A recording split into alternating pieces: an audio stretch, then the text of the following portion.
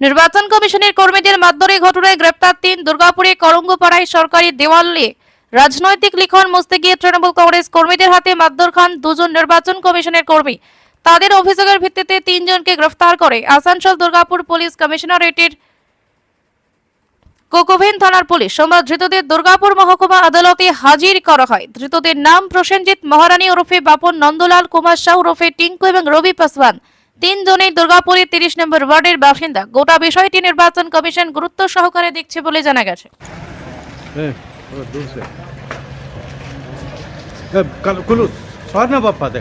কোথায় আছি? সামনে করছো, ঢুকলাম আমি।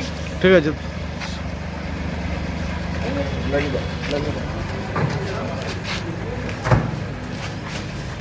কি হয়েছিল?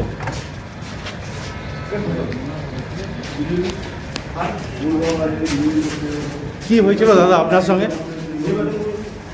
হ্যাঁ,